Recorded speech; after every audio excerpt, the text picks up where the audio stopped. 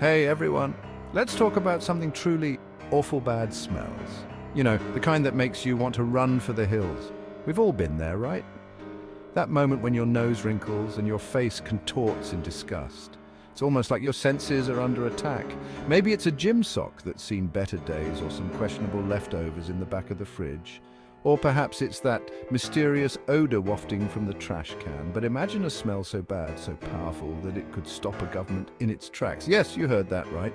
An entire government. You'd think I was joking, right? No, this is a real story. A stench so overwhelming, it brought the wheels of governance to a grinding halt. This brings us to London in the summer of 1858, a time when the city was bustling and brimming with life. Picture this, a city teeming with people, horses, and let's be honest, questionable hygiene. The streets were alive with activity, but also with filth.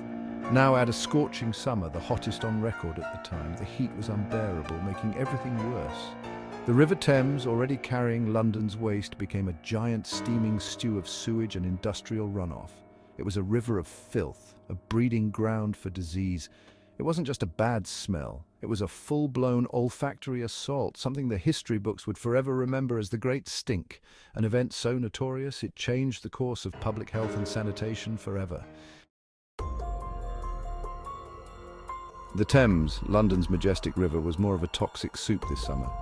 The stench was unbearable.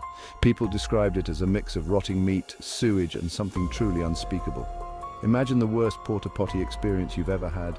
Multiply that by 1,000 and then try to bottle it. That was the Great Stink, Thames worker. This wasn't just some minor inconvenience, folks.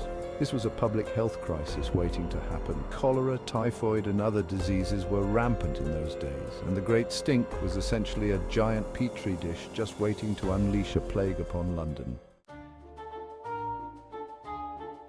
Now, even the Houses of Parliament, that bastion of British decorum and stiff upper lips, wasn't spared from the overwhelming stench. Imagine trying to debate policy, draft laws, and discuss the future of the nation, you know, the important stuff, with that unbearable stench wafting through the windows. Parliament member, they tried everything they could think of. Curtains soaked in chloride of lime to neutralize the odor, massive blocks of ice to cool the air and hopefully reduce the smell, even dumping tons of lime into the Thames to try and mask the smell that was emanating from the river. But the stink was relentless, refusing to be tamed.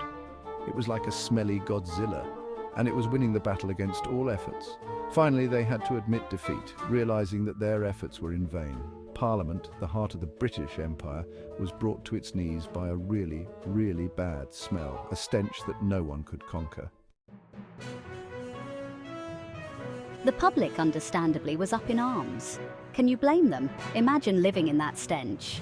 The newspapers had a field day, publishing scathing articles and cartoons about the government's inability to deal with the, shall we say, fragrant situation. The Great Stink wasn't just an environmental disaster. It was a political and social crisis. Something had to be done, and fast. Fixing the funk a royal flush. Enter Joseph Bazalgette, an engineer with a nose for solutions, literally. He came up with a radical plan to build a massive sewer system under the city. This wasn't just some patchwork fix, mind you. Basel Jet's plan was visionary, a feat of engineering that would transform London. His system included miles of underground tunnels, pumping stations, and intercepting sewers that would carry the waste away from the city and into treatment plants. It was a monumental undertaking, a testament to human ingenuity and our ability to overcome even the stinkiest of problems. London from stinky to swanky sewers, a journey that transformed the city. The construction of Basel Jet's sewer system was a game changer, a monumental project that redefined urban living. It not only banished the Great Stink, but also dramatically improved public health in London, saving countless lives. Cholera outbreaks, once a terrifyingly regular occurrence, became a thing of the past, thanks to this engineering marvel. And let's be honest, Londoners could finally breathe easy again without needing a gas mask, a true relief for everyone. So, the next time you flush the toilet, spare a thought for the Great Stink of 1858, a pivotal moment in history, and the incredible engineering feat that keeps our cities from smelling like, well, 1858. It's a legacy of innovation, because trust me, you wouldn't want to live in a world where Parliament could be shut down by a bad smell. Imagine the chaos. Although it would make for some interesting headlines, wouldn't it? Parliament closed due to odor crisis. Quite the story.